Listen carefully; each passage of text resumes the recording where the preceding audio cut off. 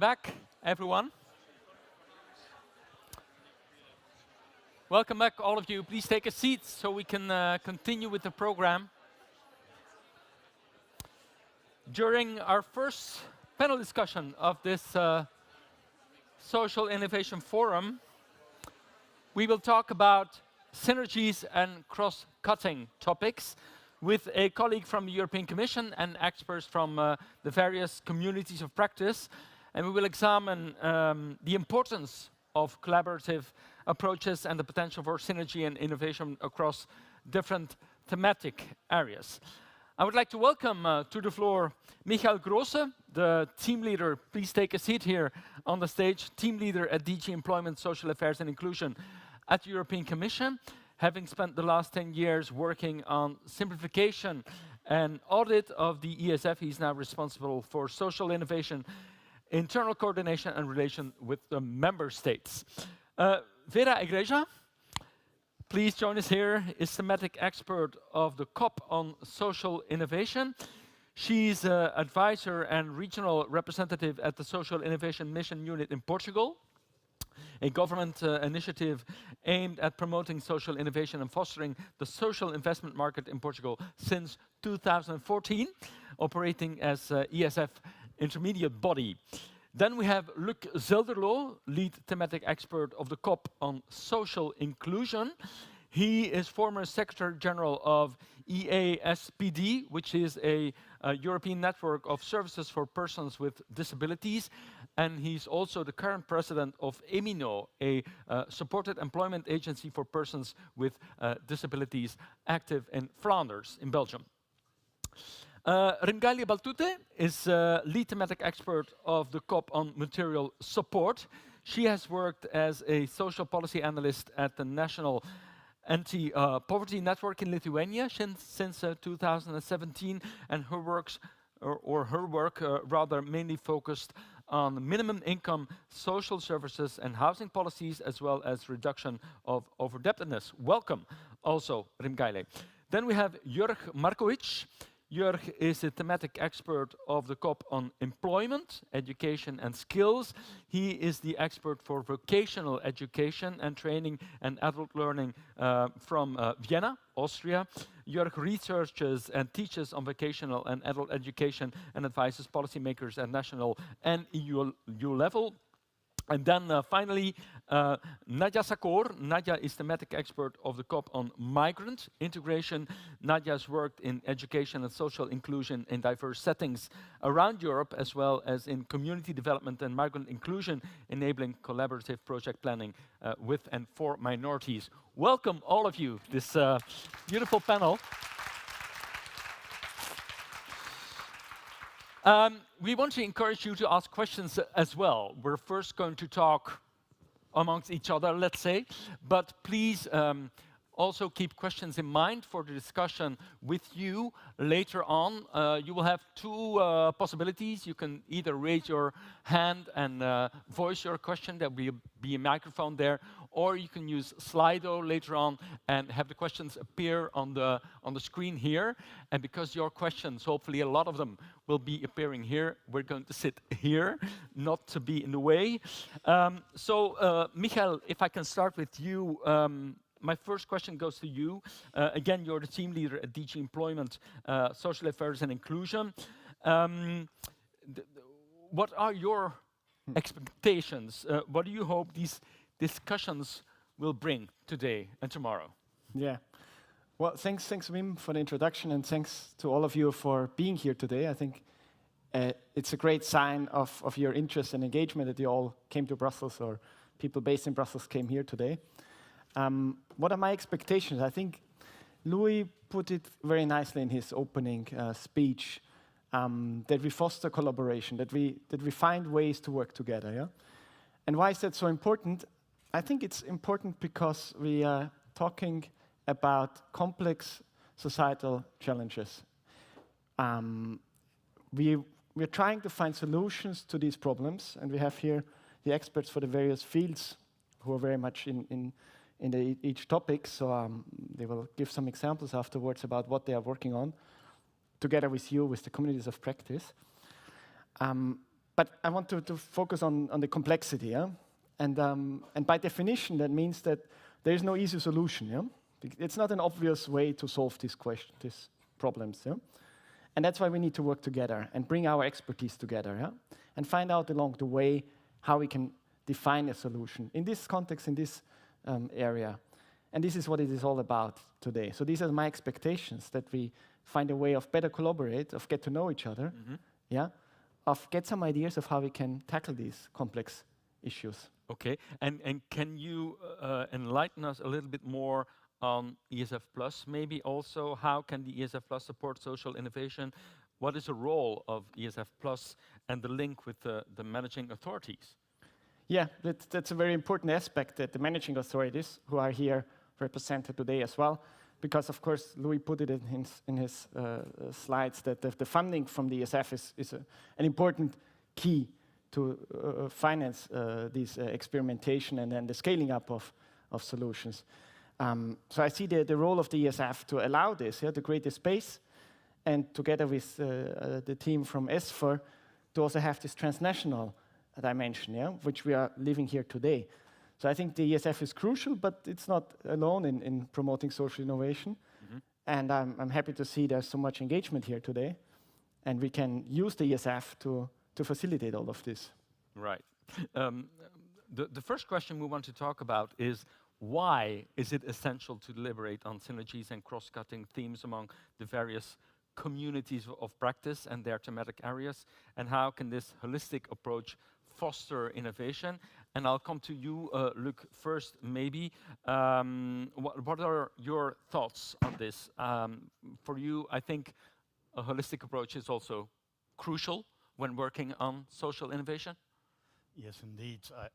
I think even that it's absolutely essential to look at social challenges from a multi-layered perspective, because most of these social challenges, social issues are multi-layered. I can give the example of the COP of social inclusion, the one I try to coach and to steer a little bit. We work on 3 angles: homelessness, child poverty, and deinstitutionalization, living in the community. These 3 themes are absolutely interlinked. Homelessness leads to poverty. Poverty leads to disability. Disability leads to poverty. These themes are interconnected, and we have to tackle them together. So it is absolutely essential to try to develop strategies, practices, actions that look at the different layers and try to tackle them in a holistic way. And if you allow me, I would like to tell a very little brief story. I live 20 kilometers away from here in a small rural village in Flanders. And in the 70s and 80s of last century, we had a very nice person there wandering around, a person with intellectual disabilities, wandering around and making knots in a rope. And he was part of the community. And he was every morning greeting the people, but he also was greeting the flowers and the birds, and he was part of that community. And every morning at 4:30 in the morning, he had to go to the bakery, because his job was there to take the bread from the oven and put it on the shelves in the bakery. And at 8 o'clock, his job was over, and then he started wandering around again. And he lived in a very small, tiny house, and the lady, an older lady living next to him, he called her his wallet, because she took care of his money. And every other day, there was a social worker coming in to help a bit with hygiene issues or with paperwork and this and that. And that is, I think, an excellent example of an integrated approach. The person had a job, he was valued by the community, he contributed to the community, and he was very happy as well.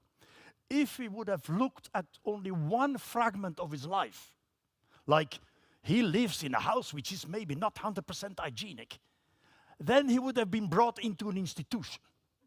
And he would have lost the contact with the community, he would not have been able to have a job in that community, and he would not have been able to contribute to that community.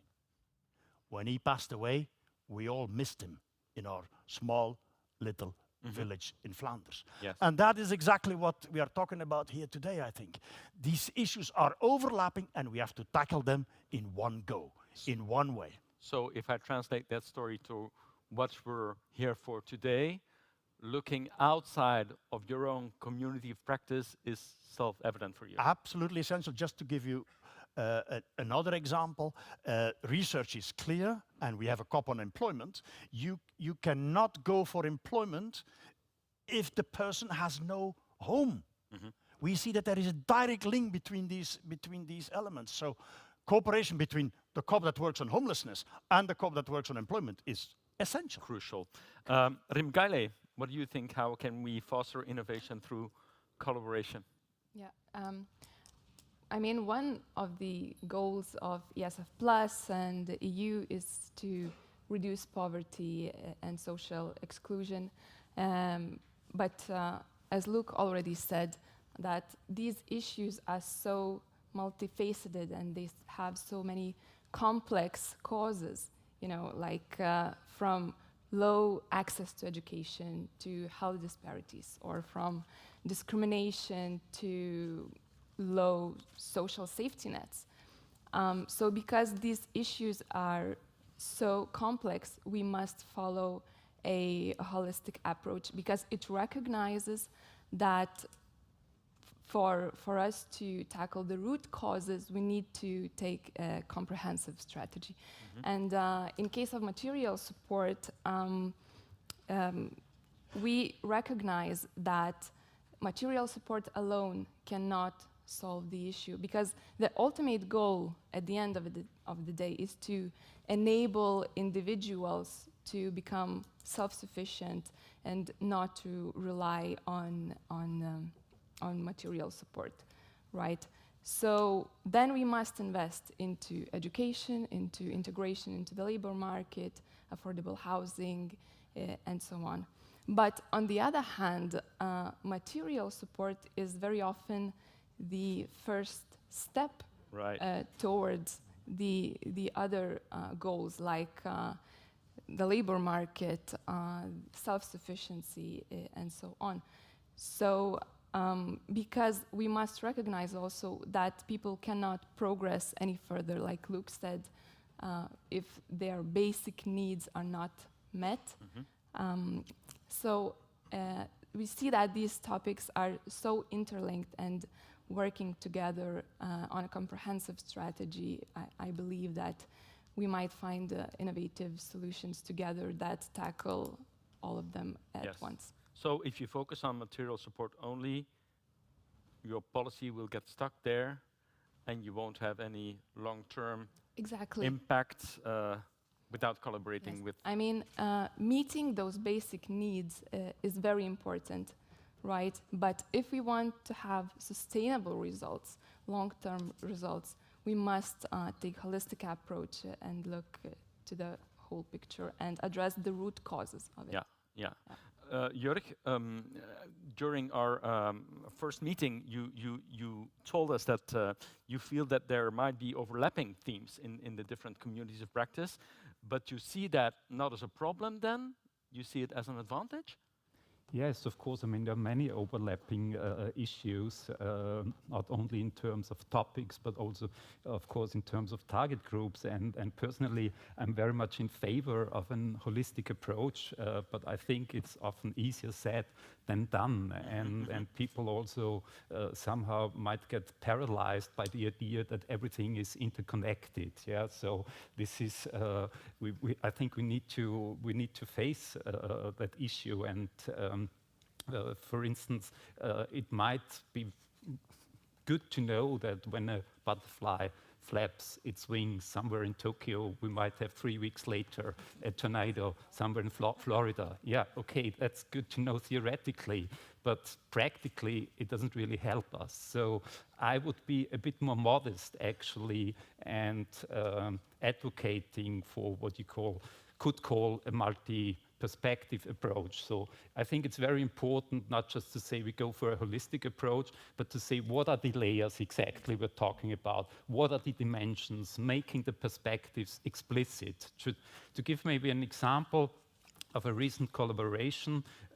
One of the topics in our COP on employment, education and skills is how to use work-based learning and apprenticeships to ease the transition from education to the labor market, but also how to foster vocational excellence. Now, in this respect, international mobility, so doing an internship abroad or doing part of your apprenticeship program abroad, has a really big potential. Similarly, in the ALMA network, which was already mentioned today, doing work-related experiences abroad is also key, but they're doing that for a completely different target group, which are people not in education, young people not in education, employment, or training, the so-called needs. But they're doing that from a different perspective. They're doing that from the perspective of social empowerment, whereas we looked at it from the perspective of employment, skills, vocational excellence. So it's a different perspective. We brought together, and let's say, a pedagogical and economic perspective on the one side, and combined it with a social perspective on the other side. And I think that event was to the mutual benefit of the two networks. However, I would not claim that this was a holistic approach we applied, because we didn't talk about the environmental implications of mobility and so on. There are a number of topics we didn't talk about, and so in my view, we should be maybe a bit more modest rather than claiming we're doing everything holistically, everything is complex, everything is interconnected, by clearly saying this is what we focus on now. These are important complementary perspectives which we need to take together, but I wouldn't go so far always to say everything is complex, interconnected. And, it will be probably difficult to look at every problem all of the time in a holistic way. Yeah? That's the issue, yeah. I think that's... Luc, what did you want to say? I agree to a large extent. There is a lot of window dressing when we talk about holistic approaches. Quite often, the tricky point is to find that type of intervention that has an impact on the entire context. Like the example I just gave, homelessness and employment. You can try to tackle employment in 1,000 different ways. As long as that person is homeless, your chances are very, very low. So that is the game-changing intervention. Housing first. Yeah. That is the game-changing intervention. You want persons with a disability to be more included in society? You can do many, many different things. But the most effective intervention is making sure that they can live in the community. Deinstitutionalization. The challenge for us, I think, is to find these game-changing interventions that have an impact on the entire ecosystem, so to say. That is what I would like to say. I agree to that, as long as you don't get catching butterflies in Japan. I think I'm fine with that. Yeah. Nadia, from the COP of Migrant Integration, how do you look at this? I can imagine that also for your topic, you need a multifaceted approach. Absolutely. Well, first of all, social innovation by definition is looking for solutions, finding solutions to societal issues. So therefore, by definition, it is creative. And therefore, as a creative enterprise, it is a holistic. You know, creatives don't sit down and think about what can I do on this specific, from this specific entry point. They just design whatever comes up. So I think that's really important to remember, and that's why it by nature should be holistic. Now, there's different entry points, obviously, across the table, and in our case, for migrant integration, obviously we're looking at people who are displaced or who displace themselves by choice or by divert for a number of very, very different reasons, from a number of very, very different places in Europe. So it is fundamental to have a look at why and how, what specificities they bring. And it is also fundamental to remember they're just people. You know, this is just a label, and it seems obvious to say, but that very idea of calling you a man and myself a woman, is putting a label on it. And maybe if we just talked about human beings and people, it would help to, yes, approach that sort of target. So holistic, yes, it must be holistic from our entry point, from our co-op's entry point, because obviously, as Luke was saying, we cannot just look at one issue in that case. You know, it's impossible for somebody who's just migrated to find a job if they haven't learned the language, if their children are not at school, if their health is poorly and hasn't been looked after, and especially if member states do not know the health issues these people bring from different geographies, you know.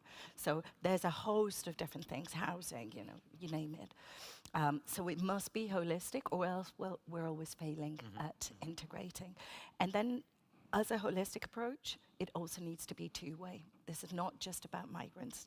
This is about welcoming societies. How do we, as welcoming societies across Europe, actually put ourselves in the place of learning from people who have traveled different places, who've probably already lived in 3 or 4 different countries, who will bring with them maybe 4 or 5 languages. So therefore, their thinking process is slightly different and slightly more creative, I dare to say, because they're naturally resilient.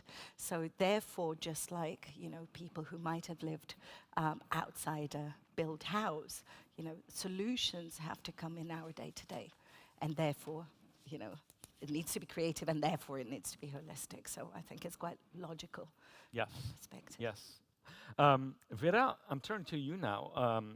You're here for the COP Social Innovation, which is like the general word for what you're talking about here. What does this mean to you then, that you need to bring in several kinds of actors in as many as you can projects, or can you make that concrete from your side?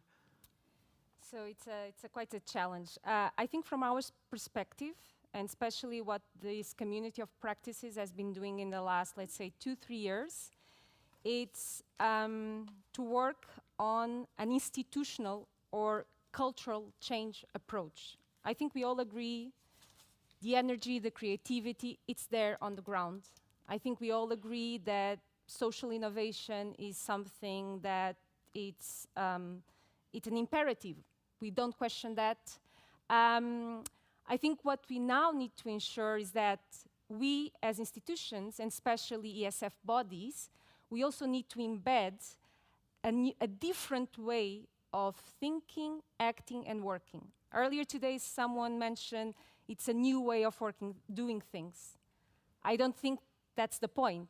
It's differently. So one of the things that we are trying is to bring a collective thinking and to a way of experimenting things. What do I mean? I mean that we also need to translate this creativity and this thinking of experimentation to the way we also design instruments and the way we create incentives and mechanisms to support this experimentation's approach, this risk-taking. So it's not enough to say, and Nadia, she precisely pointed out that more and more we need to have this two-way approach. So when we are trying to build resilient communities, we cannot only focus on the target audience. We also need to think about society at large.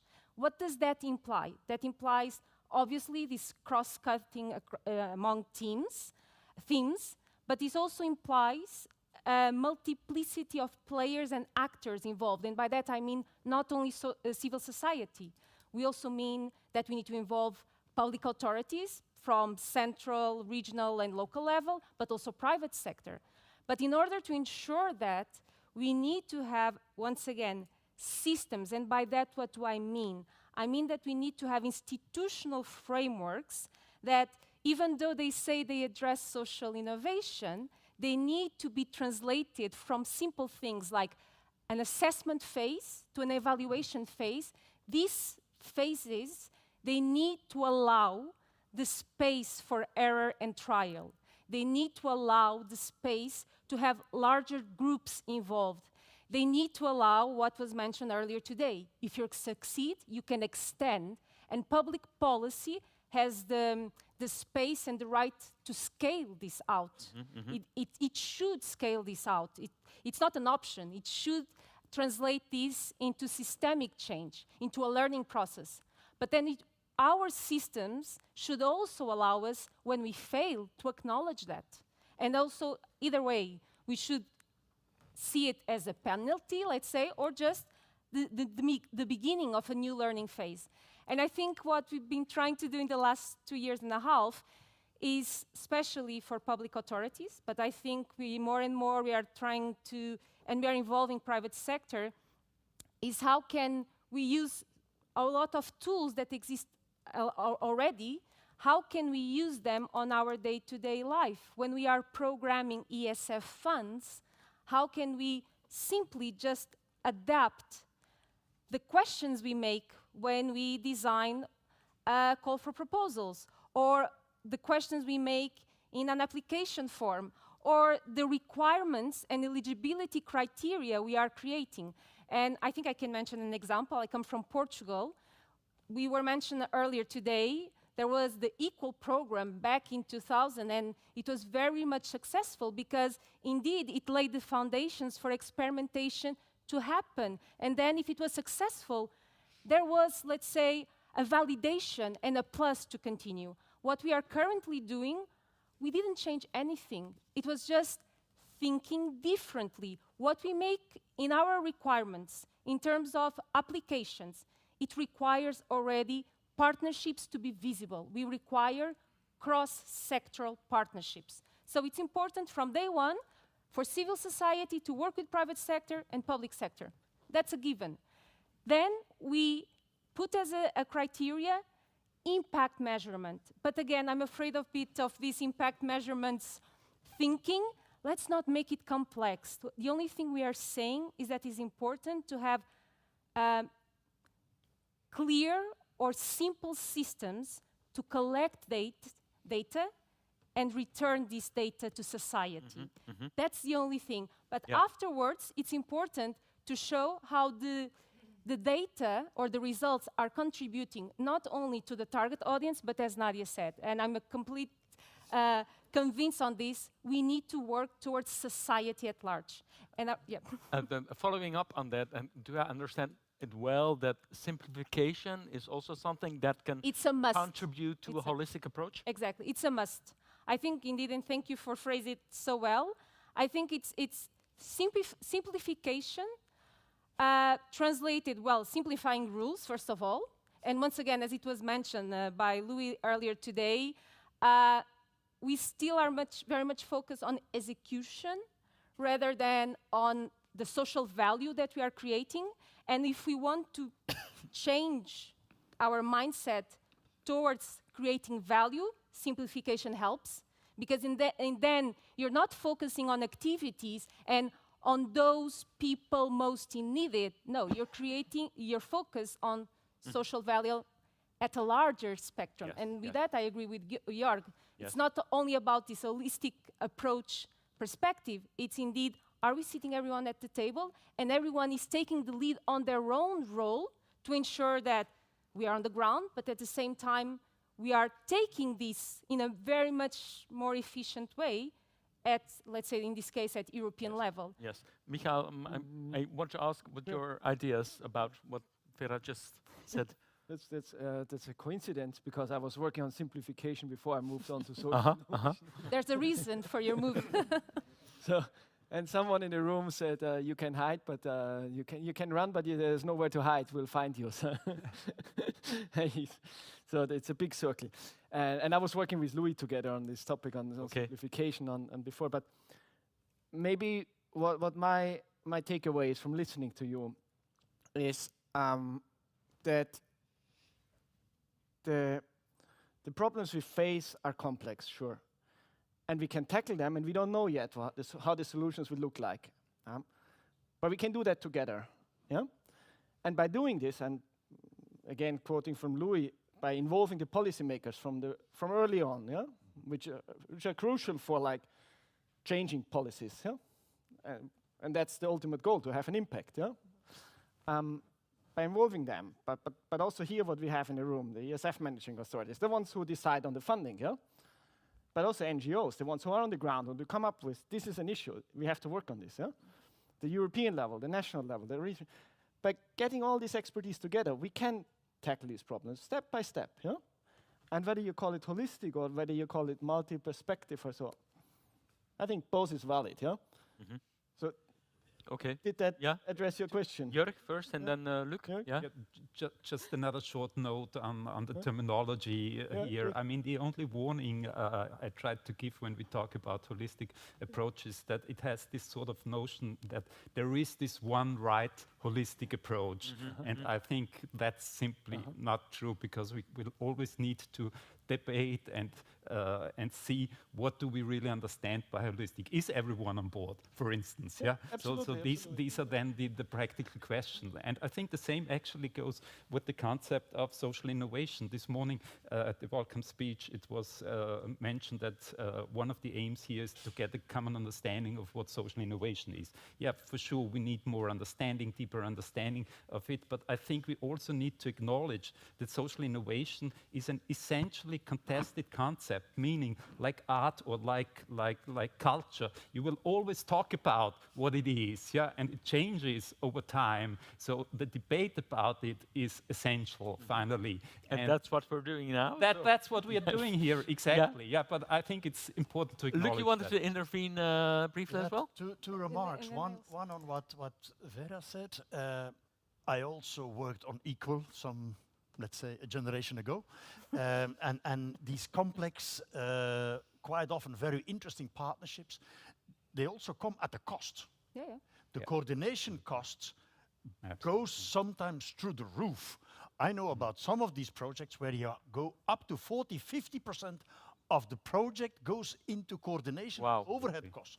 So we should look at that as well. It is an important element, I think.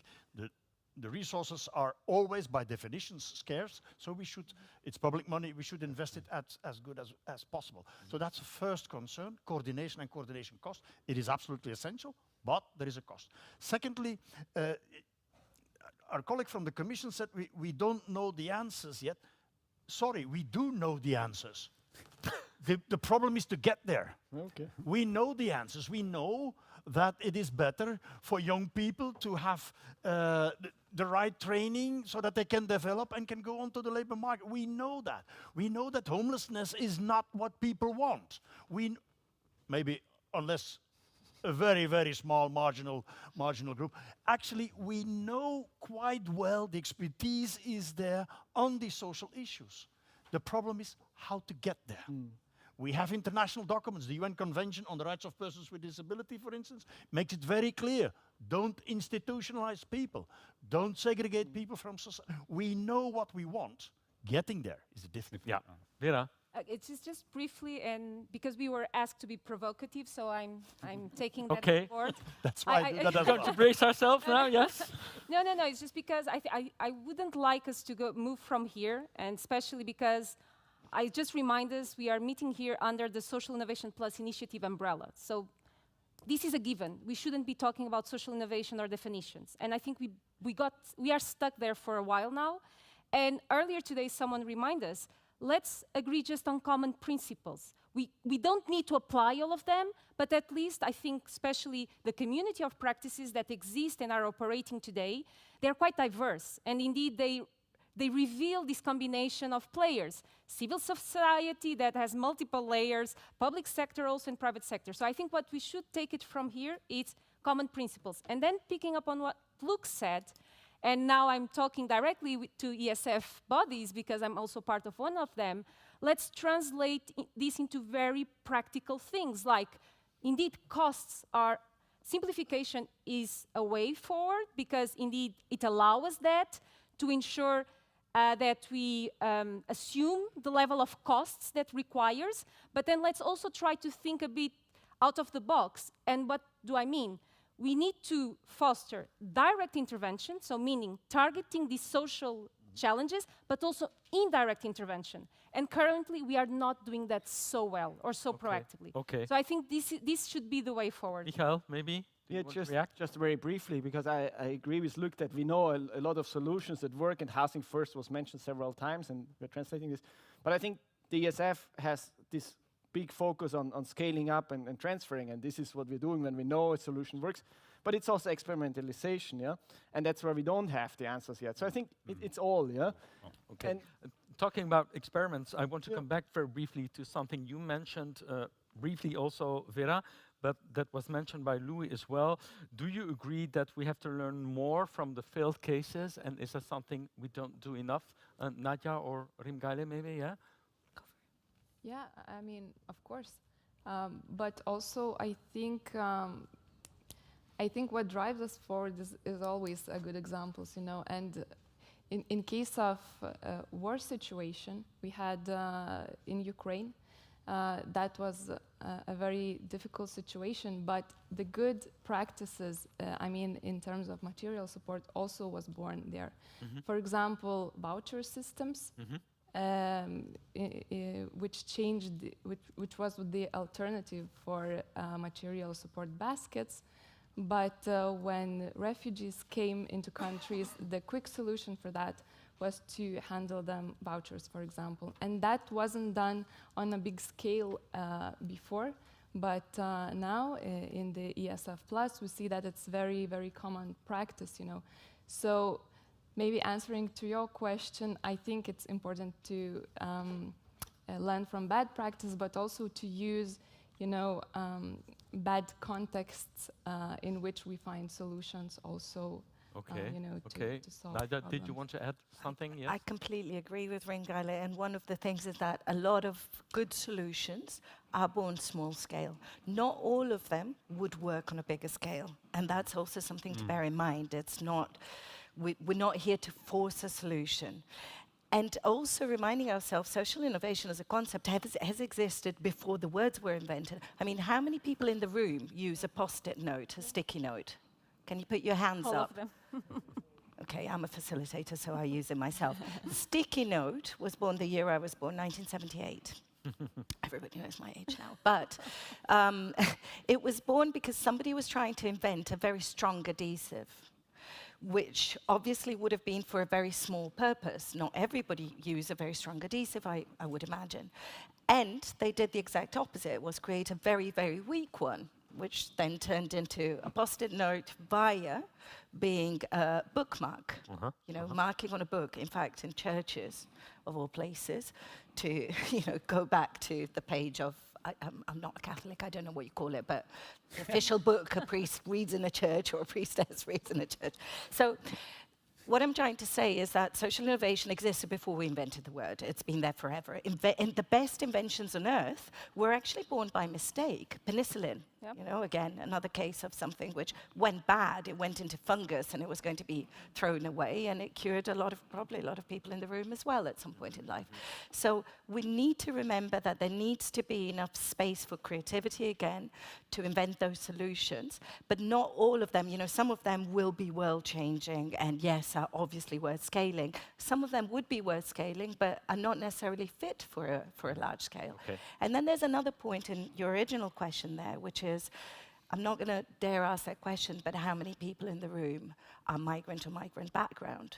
And why would there be a minority in the room, migrant background, when one of the co-ops on ESFA is migrant integration? So the question there for all of us to take home, I wish, is who's missing in the room and why are they not here? And then, you know, and that is simplifying. You know, we don't, yes, of course, there's the intricacies of how do we, you know, deliver funding, how do we make it equitable, you know, how do we measure and all of that.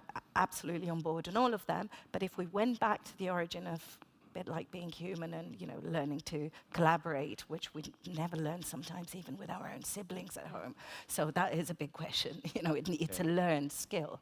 It's not something we just sit around the table and just all of a sudden collaborate. You know, there'll be some voice which will be stronger than another one, and that depends on equity and on lack of access. So who's missing in the room, who's missing in the picture should always be our question in any of our work. And why are they not here?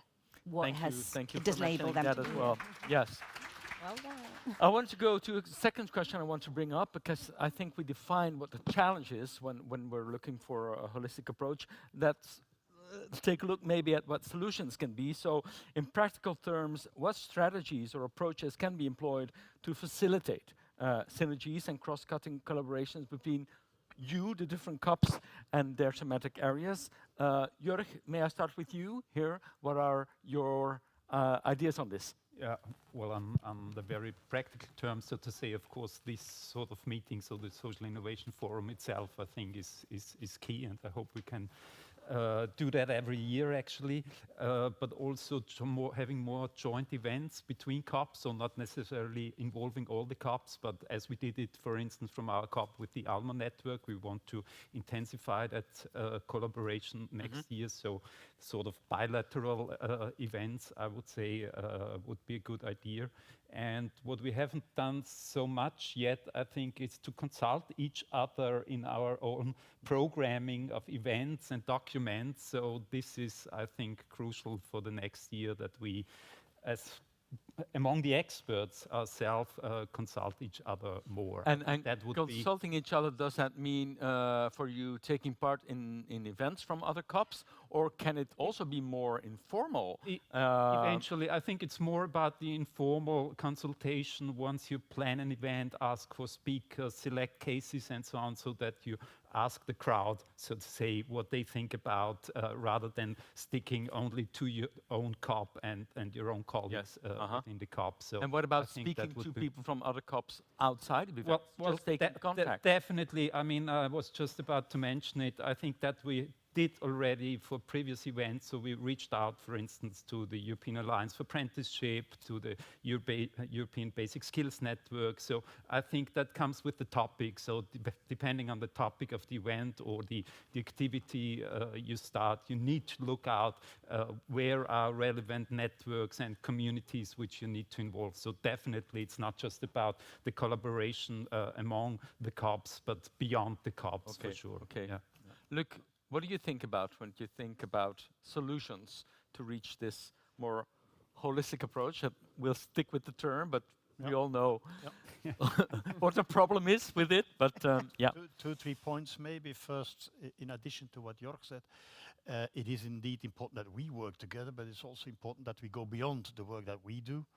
In my area, for instance, the COP Social Inclusion, there is set up, with the support of the Commission, a European platform on homelessness.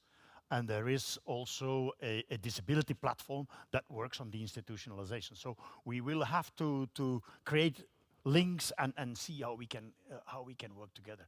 But looking at it from a very practical perspective, we tend to chop up social issues into manageable little parts. And that is, of course, how we are and how our brain works. But that leads to silo thinking. And then you look at an employment issue as if it is only an employment issue, and a housing issue as if it is only a housing issue. And that leads then to an approach which is not very effective. What I see in the field I come from, the world of persons with a disability and support services, what really works there is taking a person-centered approach.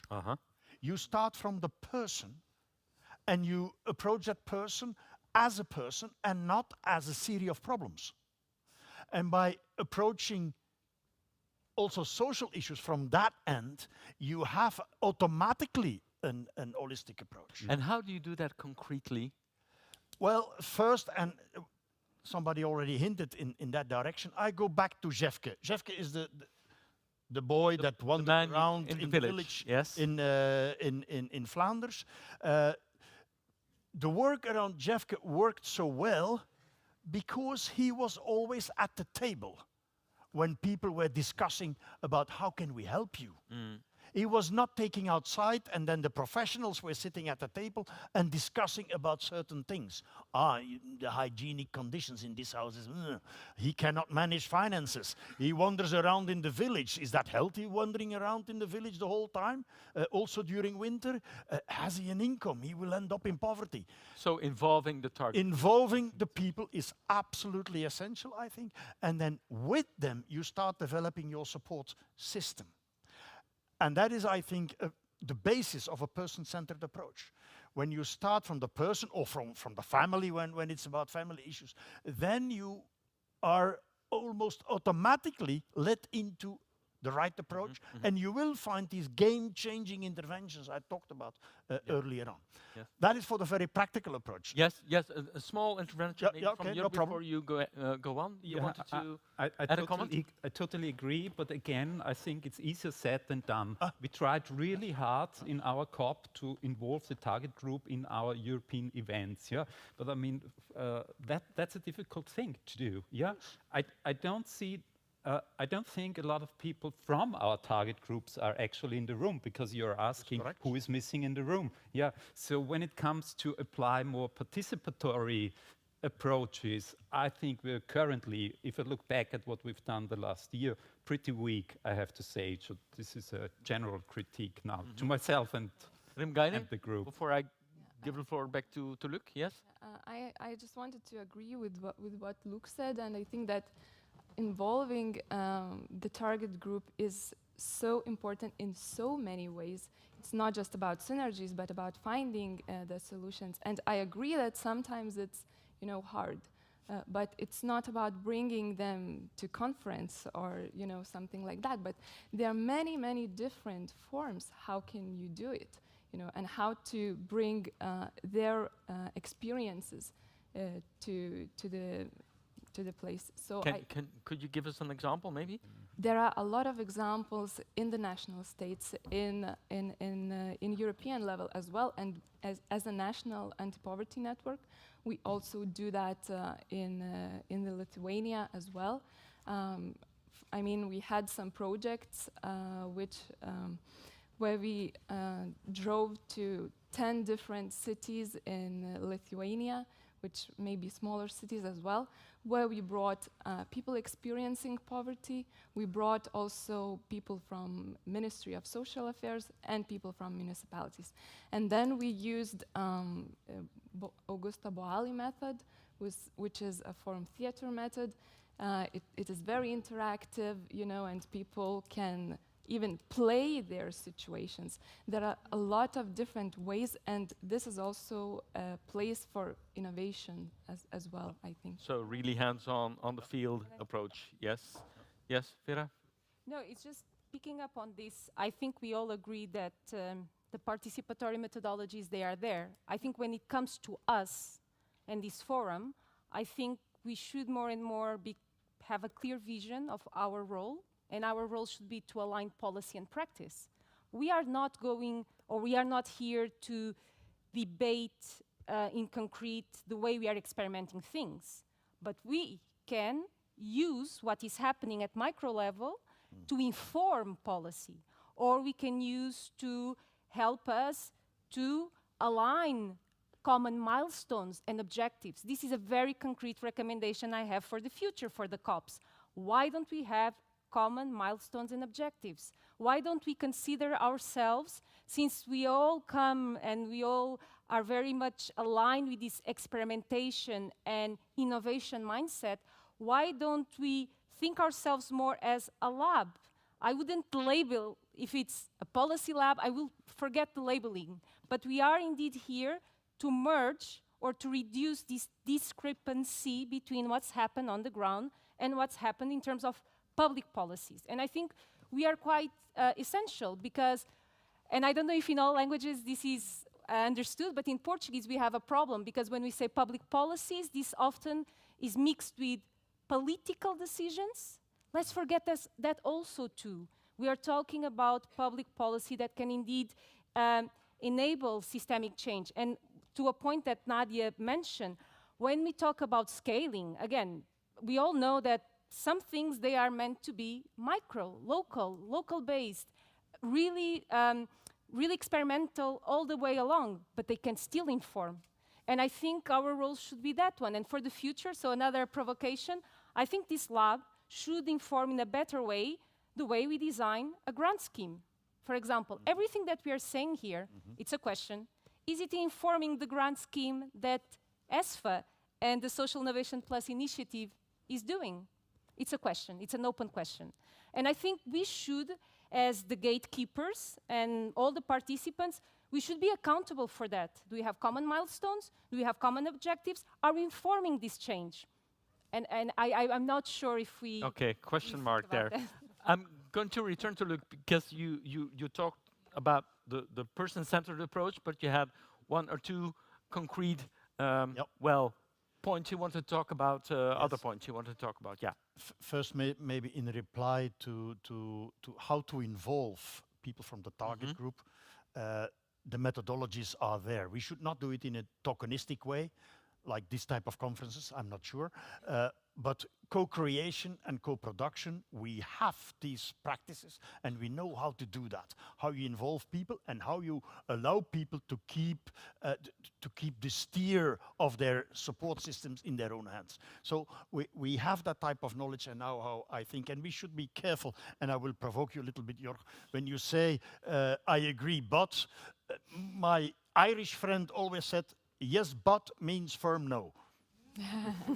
So we have to be sure that we are clear on what we really want. If we really believe that involving the target group, the people themselves in the machinery, in what we do, then we have to make it happen and we have to develop the technologies and the methodologies so that we can do that.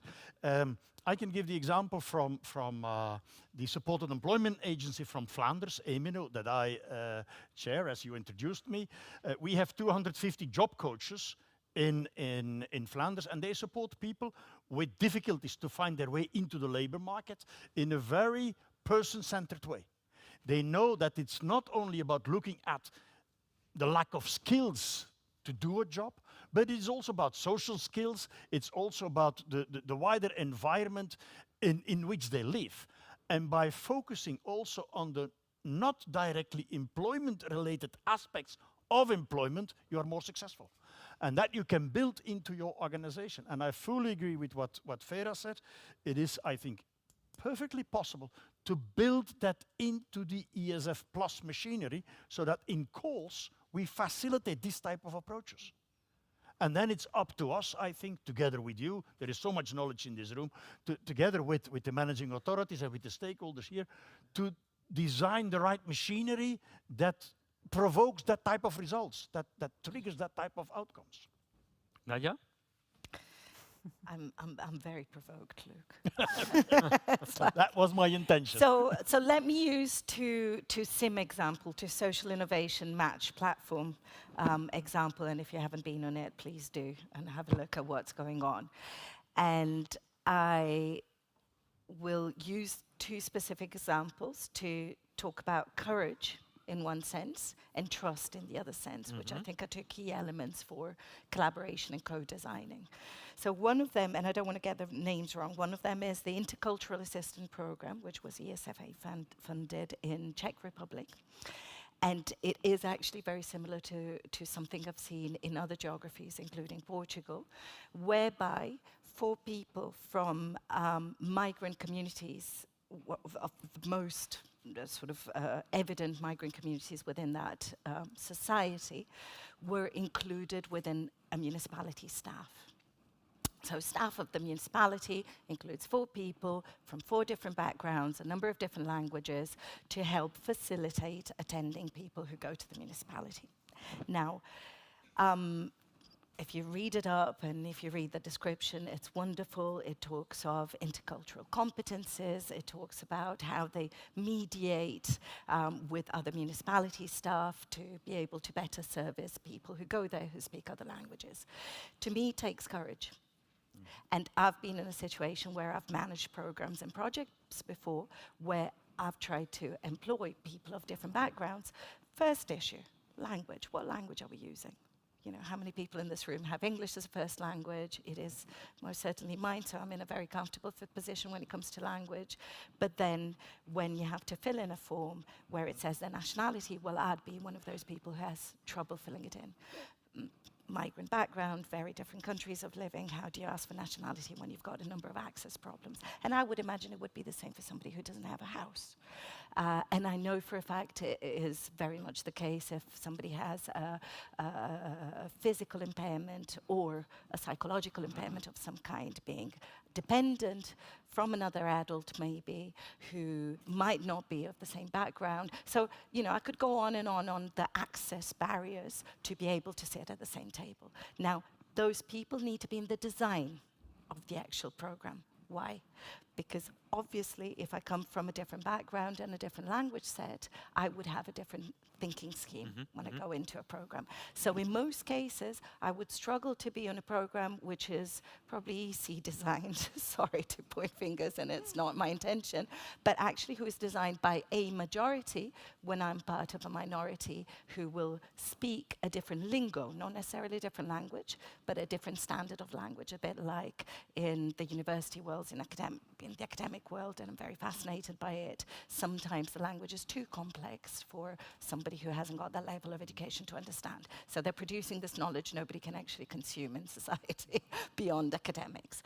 So courage would be the first one. The other one is trust, and I'll use another example which comes from the social innovation match platform, which is called Progetto Quid in Italy, Verona. And Progetto Quid, for all we know, we might be wearing a piece of clothing which comes from it. Because Progetto Quid is actually employing people from various minorities, including migrants and homeless people and people with disabilities, to produce a fashion brand. So, to me, it speaks of trust. How do we trust who's made our clothes today? And I mean, I personally don't know. I don't know how many of us around here know who's made what we're doing. But we're trusting a brand to be inclusive at core in their design. We're not questioning the design, and we're not questioning how different their design might have been right from rooting to be able to include all of these people and all of these diversities, which, again, a challenge to, it's a part of life. How different are we from our siblings in where we live and what we do and in our principles and life choices? However, a conversation always needs to start from common principles. If we don't find common principles, we'll hardly have a successful dialogue and collaboration in essence. So I think, yes, there are very good practical examples out there. It's about whether we can question ourselves as entities that we're prepared to lose our status quo. Because that courage to actually effectively integrate and for those people to be around our table means we need to be dealing with that basic hygiene if somebody's sleeping on the street. Are we happy with them sitting in a boardroom? Are we happy for somebody who's speaking another language to sit in a boardroom? Are we, I'm talking boardrooms, I'm sorry, it might be about enterprises, but it might be about, you know, our... But you touched an important point, because just to pick up on this, we need to put unusual suspects on the table, and that goes from target audience to private sector, for example. Yeah, we need to bring them to the boardroom. Totally. And we talk about it, but often we don't do it. We assume many times that this is the responsibility of civil society to keep working at grassroots level, focus directly on what's happening on the ground. No, we need, this is the holistic or interlayer approach that we are talking, because this has multiple dimensions, but we should walk the same path along these multiple dimensions. And once again, accept and trust. Thank you for bringing that word. We as enablers, intermediaries, you name it, whatever you want, facilitators, we should trust, once again, it's not about so much the process, but I think we should trust that we are all concurring to the same end and to the same aim goal. So giving this openness or space for, again, sitting different people at the table and make mistakes. Okay. Again, it's not about not generating impact, but let's make mistakes along the way. And for that we need, again, tools and some tips on how also to do that along the way, because sometimes we get frustrated personally. Okay. And when we talk about designing indicators, let's keep it our mindset a bit more. Of those mistakes I want make to, us post-it notes. I want to return to Michael, and can you tell us how you assess everything that's been said during In 30 seconds? the second 1 minute, you can have 1 minute if you want, and afterwards I want to go to the audience for them to ask questions. I think, well, the challenge is clear, huh? But I think what we can do concretely is what Jörg said, to like reach out amongst ourselves as the first step. Yeah. So very concretely, when a community of practice, when you have an event, when you're producing a paper, that you ask around to the other experts, is that interesting for you? Or do you have anything to contribute? Do you have anything to share, a speaker, an idea, like a paper, you know? Informally, yeah? We don't need to create a new space for this, yeah? But just to connect informally and say, look, this might be something for you. I know you're working on this, yeah? And of course, ESFA and we from the Commission side, we can help facilitate this. But I think that would be a good first step, yeah? And what do you think about the comment, Vera's comment, that there is not enough a common mission-oriented vision today? I think missions and visions are important to have a clear goal. I think we do have this kind of vision, but maybe we have not put it down in writing. I So I said think common milestones. milestones and to objectives. Okay. and objectives. So Slight difference there. Yes. yeah, yes, slight difference. But I get what you mean. Like, and I think that can help, like, to collaborate. Yeah. Okay. We would like to hear from you now. This is your Can I chance just give an to ask example? questions. Can I just give an example in terms of a common milestone, for example?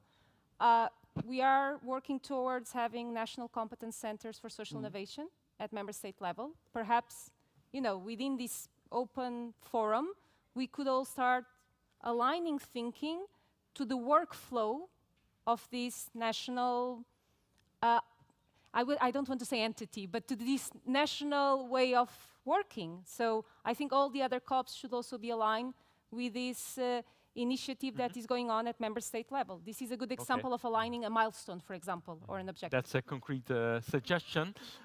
Questions from you. I just want to point out that you can use Slido. I think there's a slide with the Slido. With the Slido, let's say, hashtag and so forth that you need or can scan in order to get to Slido. Doesn't work anymore? Can we do it here? No Slido. No slide. We go back to like We go back to Post-it. Thank you. Post-it. Oh no, raising hand. Back to Post-it. 78. We know now. The slideshow is on strike. Oh no. Oh, here we are. Yes. So please just scan this. If you want to ask your question via Slido, you can, but you can also raise your hand, and we have different microphones in the room. And I saw that there's a question here as well. So maybe can you tell us who you are and maybe who you're directing your question to? Thank you. Thank you very much. You can stand up Okay, maybe okay. so everyone can see you. Is that an idea? Okay, thank you very much all. So enlightening. It's the continuation of the yesterday's event and the others. I have pinpointed here some thoughts of mine listening to all of you. I will put some 3-4 bullets in the type of questions. We spoke about simplification. Simplification, though it's not included in the term agile funding, multi-perspective funding, transferable funding. I meaning when, for example, a threat is coming on, we don't have now under a structural form the way to transfer innovation activities and budgets from one vessel, funding vessel to another. This is one thing. And the other thing is that, as we all spoke, we should learn from failures. And as I see and we see, there is no yet developed a failure learning capital notion, pillar, content, I don't know, something like that. I mean to elaborate and to come back from the failures. Apart from the success stories that can be upscaled, I think that failure stories can be transformed to be successful. And I have another thing that we should keep on. It's more like a question, and it has to do with impact drivers. I mean that, have we really been honest with our gravity impact, our level of impacting things as entities, as people, as drivers, to uptake up to a level that we can deliver sometimes results, because we saw many times the fact that entities trying up to do more and more and more, they have undertaken more than they can handle. So there were, let's say, a bigger perspective, a bigger percentage of failuring there.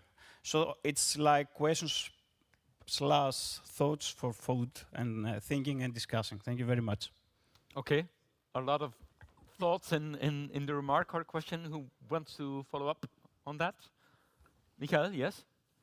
I can take the first and the third one.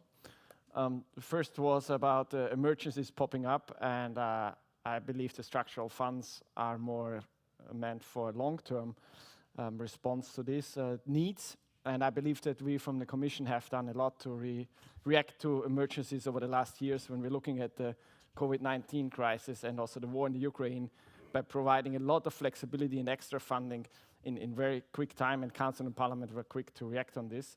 So I think we have the instruments. I think we're dealing with emergencies, but not necessarily the ESF Plus is the right instrument to deal with emergencies. And the third one, I think impact is very important, and we haven't talked about this yet, but I believe that we will do that in the next days, or today and tomorrow. On the weekend, I guess we will do something else. During the panel discussion tomorrow as well. Yeah, exactly. So I guess we'll pick that up. It's an important aspect for sure. Yeah. Jörg? Yeah, just on the third point on learning culture and learning from failure, I see some option actually within the SIM database if we change that a little bit so that we can more clearly point out also lessons learned in terms of failures, learning from failures, but also I think, there is this section saying about transferability, scaling up, and you made the point, okay, there are also projects which are not fit to large upscaling, so that we can more or less maybe distinguish there small but good, not able to upscale perhaps, so not putting so much pressure on the ones providing entries for the SIM database, so that these have only to be good examples which are ready to upscale on a large scale. So this would be one option. But if I may, I also would like to take out one of the questions. Also, yes, Slido. Which one would you like to answer? The first one, which the says, first one, okay. Yeah, can we commit to inviting project promoters and representatives from target groups to the next meeting? Coincidentally, I made already at the very start of the event a list of what we can perhaps improve, and probably it will be very long by the end. That's the goal, I guess. Yes. By the end of the 2 days, and the first point on my list is to invite people, project promoters from the SIM database to the next meeting to do a poster session in the coffee breaks, for instance, inviting maybe the project promoter and one person from the target group, so from the participant of the project. Selecting 10 projects, 20 projects, we would have 20, 40 more people and would be able to speak directly to the target group. Vera? I also wanted to answer to that question. Sorry. No, because I think before inviting them, we need to think about the value we are also bringing to them and the space they will occupy throughout these 2-3 days. I just think that... Celebrate your success, I think we but heard. That should be explicit. So That's, I think, since day one, because, again... Give them a prize. Yeah. We have numerous initiatives going on, again, at community level, member state level, transnational level, EU level. I think we should celebrate and bring them to all layers, but I really think it should bring value. And often we forget that. And just on a small note, because it was about my last comment, for example, this initiative of the National Competence Centers, and I repeat this, because I'm sure that not everyone in the room has heard about this. I'm sure that many people, I'm saying, National Competence Centers for Social Innovation, some of the converted ones they know, but most of you don't know what this is actually in practice. This can be a platform used precisely to invite project promoters, to give them the stage, to inform, and then indeed afterwards celebrate. But to do that, I think we need to go to another question. Indeed, what are we ensuring in terms of cross-cutting issues in the future among the COPs? And I think this is actually what we will be discussing tomorrow. Tomorrow's panel will be precisely about that, about more or less not a joint action plan, but I think indeed, again, less is more. I think we should, in 2024, focus on having this mission-oriented focus, as we have already, but having these commonalities of what are we trying to achieve in the short, medium, and long term. But we should agree all together. I think Okay. there'll be another element to it, which is how do we all place ourselves in a position where we would be learning from these projects? It's not only about the added value they're getting. Yes. And I mean, Anyone else who wants to pick up on the second question? When we are talking about social innovations in the field of employment, oh no, sorry. One of the biggest it keeps cross-cutting issues for the COPs is the future transnational calls. It's moving all the time. Yeah, it's moving. We can. What should we expect and how can the COPs shape them? Anyone else with a thought on that? It's the Can you repeat it, Vince? the Because I first didn't one get there. it. It's the top question Oh, there. okay. I got it and I have to take it. Okay. Sorry? I got the question and I think it's up to me to reply to this because Yeah. we are working on this together with Neringa Okay. and Migle and the team from ESFA. So I think what's cooking? I mean, the transnational calls. I mean, the topics they are known. So there will soon be a call on skills. Yeah, in the next 2 or 3 weeks it should be published. We are working on a call on what the National Competence Centers call is out. We know that. And then we are preparing on a call to deal with the societal consequences of the war in the Ukraine, both from a refugee point of view, but also from the receiving societies and the pressure that causes on their social services. Yeah? Have I forgotten one? Long-term in Yeah, that's a bit more secretive. Jürgen, okay. Not anymore. You haven't heard anything yet. no, that. that's official, but that's in the next coming up in next year. We want to launch a call to deal with innovative ways of tackling long-term unemployment, and Jörg is doing some research in this now. We have actually just launched a survey, and we have received quite a lot of replies to this survey. So thanks for the colleagues who have answered this. And there we want to look at demand-driven approaches. And we have tomorrow morning, we have a main speaker who will explain what that is all Yes. about. So Look very briefly, because we like to answer other questions as to- well. Yeah, I will be as brief as possible. Just a few elements. Going further on the failure element, if you want to allow project promoters to make mistakes, that means that money is not spent as it maybe initially was intended to be spent. So that means that the managing authorities have to accept that. And that means that the Commission has to accept it. Because now we are in a sort of a cascade of problems, which is risk avoiding. Because you have to double, triple, quadruple, justify everything that is done, and risk is completely excluded. Failure is excluded. So it is important to build it in the system on how we design calls. Okay. Second element, if I may continue, there was a question about Jeffke. I think Who is the man in your yeah, village, yeah, right? the- So everyone knows the man who this in is about. my- Yeah. in my little village, walking around, wandering around with his rope and making knots. If we want to mainstream such an approach, then we have to, I think, mainstream co-creation and co-production as methodologies to bring in the people themselves. Okay. And that is available, and we can use that across the different areas we are working on, I think. So again, it is just to build it into the calls and how we design the calls to make that happening, yes or no. Okay. Before we go on with the questions from Slido, I want to mix have a it with question right questions here. from the room. There are a lot of questions. There was a question here, but you're already with someone there. So please tell us who you are and who you're directing your question to. Thank you very much for this very, very insightful discussion. I'm Tina from Generation Restoration, a nonprofit startup supporting sustainable and regenerative solutions in refugee camps and settlements. My question is, you mentioned the high coordination costs of partnerships. Thank you for this. To which extent do you see that this is reflected in the development of funding and finance, calls, applications, and everything that the EU and the Commission and this, let's say, financing world is providing this development and this need for partnership? Thank you. The question was addressed to me, I suppose. coordination costs. That is self-evident. I think if you want to bring different actors around the same table to come to an agreement, to common goals, common agenda setting and so on, there is a cost involved there.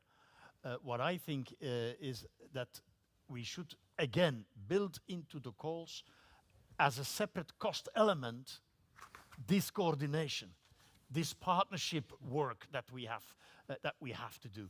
If that type of funding, we should color the money, so to say. If that type of money is in constant competition with the actual work that you do with the target group themselves, then there will always be tension between the two elements. So I would plea for having it as a separate cost element so that it is identifiable and manageable in that way as well. Okay. If we leave it in a general way, then there will always be pressure on good cooperation. And That's a clear point of view. Vera? Just reflections. Sometimes I get concerned that those costs get dependent on public funding, because we know sometimes they are structural for the entire intervention, and we cannot have the calendar problem. Oh, when this is finished, so do we leave immediately from the ground? So I think we have already, and I'm not defending anyone, but I think the Commission has made quite a good progress, and in terms of guidance they give to Member States, there is indeed a lot of openness the way we design things. I think the trust needs now to be a bit more, and the simplification needs to be a bit more embedded in our own DNA at Member State level. But one thing we could give a step further is indeed how to better develop a social investment market. What do I mean? We need to bring combination of funding to the table. And the calls we are designing, they can ask for that, or they should ask that we start funding or valuing projects that are already relying on, obviously, on a collaboration on the ground, but also a collaboration in terms of combining ways of funding, so private funding with public funding. Because indeed, then, we start working on the sustainability of the projects from the moment of the design. And so in Portugal, the case of Portugal, and that's why it's working, and to answer one of the questions that was here, we have made some progresses, let's say, because we have a dedicated funding program for social innovation, but the criteria from the beginning is that all applications, they need to come with a partnership agreement involving social investors. The name can scare, but these social investors can be either public or private entities. So we are combining ESF funding with national budget funding at national, regional, and local level, or with private funding from philanthropy or corporate. So I think, indeed, this is the step forward. And just to give an example, we use this design, this, let's say, innovative design of financing social innovation, mainly to fund incremental innovation. Because someone was asking if we are talking about disruptive innovation. Once again, we don't want to do things completely differently. We are just, trying to be more effective and efficient in the way we use resources. And that goes from human resources, financial resources. And I think simplifications and lump sums approaches already give us the chance to consider this adaptation. But let's think about these innovative financing models. And I think there's a way forward. Let's follow up maybe with the most popular question here. When we are talking about social innovation in the field of employment, do you see employment as a goal, or do you see employment as a tool for inclusion? Definitely a tool for inclusion, there's no doubt. I mean, that seems almost a rhetoric question. I mean, I'll go back to common humanity. We're not made to just work. So just on that argument. But as a tool for inclusion, yes. And again, it's one of those where generally within societies, unfortunately, we're driven by a system whereby people don't have value unless they're placed in a job market. And that is a killer for collaboration, for human relationships, for education throughout life. So Yes. to keep it short, Good. I think that's... Yeah, I mean, as supporting the COP on employment and skills, I suppose this is somehow addressed also to our COP. And of course, employment has many functions. Inclusion is one, but I think that still would be much too limited. I mean, I would go for much broader visions in saying, okay, employment is for living a fulfilling, good life. Yeah, so, and that's what we need to look for. So there are broader scopes for employment. Another question from the room. There was here. Yes. Sorry, I don't have the microphone. Next question. Oh, you have one as well. Yes. First over there, and we'll take you right after that. Hi, Please. I'm Maria from Reach for Change and coming from Croatia. I apologize in advance for this one, but we've heard a lot today that how much your challenges are interlinked. We all work there, we know. How come you decided to design COPs around separate challenges if they are so interlinked? And at the same time, we're hearing a lot lately about not understanding each other's languages and lingos and all of these things. And there are a couple of kind of major pillars in our society today. There are our target groups, our individuals, the people we are kind of working for, fighting for, working around, whatever. There are the communities we want to work with. There's the market we need to take into account. There's the state, all the policy and politics and everything. How come that the COPs at this stage, when we are finding mutual languages, aren't designed to kind of elevate each and every one of these pillars and then bring us closer together to this holistic stuff, because then all the people would be in the room, right? Okay. So yeah, that's maybe connected to my second question, is whether you maybe have any learnings that you want to share with us today, things you plan on doing differently in the months and years and decades to come. Thank you. Big question. Huge. Who wants to go first? Michael. I don't want to go, but I think representing the Commission, I take it as the question is addressed mainly to us, because we were deciding on how we want to design the communities of practice, and it's a very valid point. I mean, we have also in the Commission we have several Directorate Generals working in silos, and like in member states where you have different ministries working in parallel, or silos, or whatever you want to call it. But maybe let's look at it from a different way. Maybe let's look at, by having these 5 communities of practice, like 4 thematic ones and 1 overarching, we have already a connection between Vera having the overall theme of social innovation and feeding this into the areas. But let's look at the members of these 4 and 5 communities of practice. These members come from very different backgrounds, yeah? And they all have organizations behind them, and they spread the message into the member states, yeah? And into the regions and into the cities. So I think that's why we have it like this, in order to spread the message, yeah? And surely we can collaborate better, and this is what we are doing here today and tomorrow, yeah?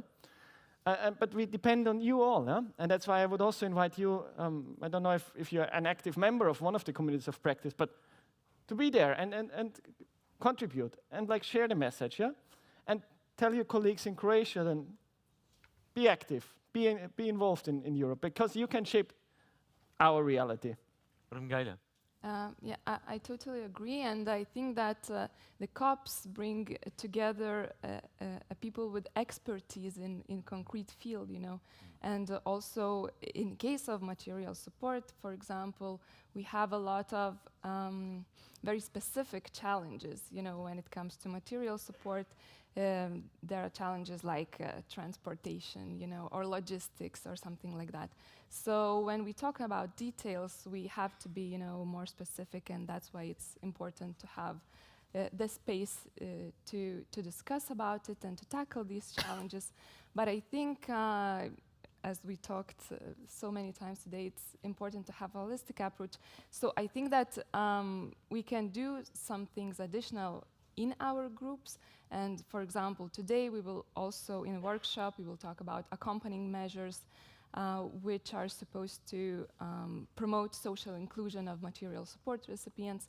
But we also can, organize joint events, not just this one, but to talk about specific topics that brings us together, and we will have an event together with Social Inclusion COP and And then Vera, very briefly, if you will, because we're running out of time, and I want to take one more question. I completely agree. I think we need the practitioners to meet more frequently, and that's why these COPs are split around themes.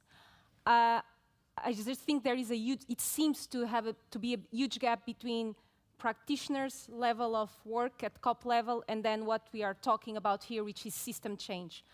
Again, I think the competence centers, as let's say national platforms, could help to bridge this practice to an overarching action. And so I think that's why I think in the future, us as a team that is trying to guide the work forward, I think we can start using these national level platforms also to bridge this part of practice that practitioners need to meet on a regular basis, and they need to learn from each other. But then how does this inform the overarching that the EU is deciding? So this is a challenge for us for the future. Okay. One last question from the gentleman who's been waiting for a long time. Please go ahead. My name is John Healy, and I work with Genio in Ireland, and I don't have a yes, but it's a question that actually builds on Could you please stand up so everyone can see you? Thank you. I'm actually really short, so I don't know if this will happen.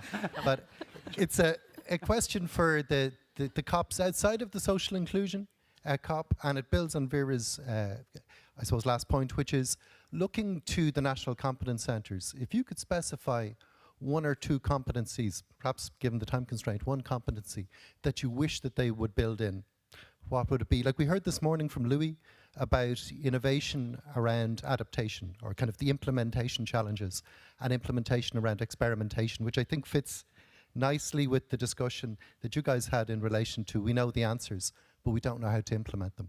And like if you think about peer work, if you think about self-direction in disability, if you think about housing first, if you think about individual placement and support, all of these models are great, and they have randomized controlled trials and systematic reviews.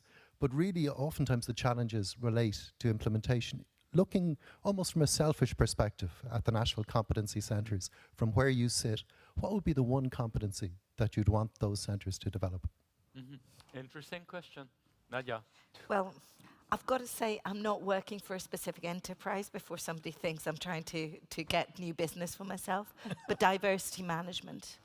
It has been very obvious to me over the last 15 years in Europe that everybody's getting it wrong, which is great if there is a learning in it, but if they're not reflecting on the learning, there is no learning. It's just a failure in itself. So I think it is key to understand how do we collaborate better, because obviously we are in a very diverse Europe. All of these social strata we each represent in our communities of practice are here. They're here to stay. They're not going anywhere. I mean, let's not go for a utopia. It is 2023. We are where we are at. But how do we actually learn from each other? And how do we learn how to learn from each other? Because those learnings are often forgotten. And I think it was a question at some point which came up, just to answer another one, which I think is complementary in this sense, is we're probably not doing enough, and we can change that, to learn from whatever is not working out very well. And we should lose that shame. We should gain courage again and trust to kind of go. Look, I would like to combine a bit the two questions. What we are saying here is not, Commission, give up all your different departments. National authorities, give up all your ministries. That's not what we are saying. We should make sure that the holistic approach is achieved at the level where we deliver the support, where we channel, where we take the challenges on board. That we have different approaches is normal, different areas of expertise, different levels of knowledge and so on. That is absolutely essential. And then I come to you, what the skill that is needed, I think, for the years to come is networking skills. People that are able to work in cooperation with others, not always pushing their own agenda as the only agenda, networking skills and the ability to listen. And that is something we should further develop, I think. I think that's a beautiful conclusion. Unless you want... So I just saw you raising your hand. yes, but after Vera. Okay, I just want to say, I think the competence centers should be ecosystem builders, definitely. And by ecosystem, or for an ecosystem to be built, we need to have enablers, and those enablers are in the room to create the favorable conditions for that to happen. And I think that should be the takeaway. Are we ready to create those conditions or not? Because we don't want to abolish ministries, but we need to create dialogue. Connection, yeah. Okay, Michael, you'll have the last word. Very briefly, there is a Slido question targeting a very concrete and NCC call, the National Competence Centers, if there can be an online space. And I see 9 likes, so I see there's a demand for like exchange, and we will pick that up with the S4 team together of how we can help you with the applications. Then secondly, I want to thank Jörg for like mentioning the SIM database, because this is a very important tool. Bruce mentioned it in her welcoming speech. But I would invite you all to, as Nadia has also said, to go there and get some inspiration and feed into it. Yeah? Yeah. We are your national validators. That they take an active role and they reach out and they feed into this. And you are there to support the national validators. Yes. And you will have the opportunity to look at the video right now during the lunch break. So thank you all for your participation and your questions. I would like to have a round of applause for these people, Michael, Ringaile, Jörg, Vera, Nadia, and Luc.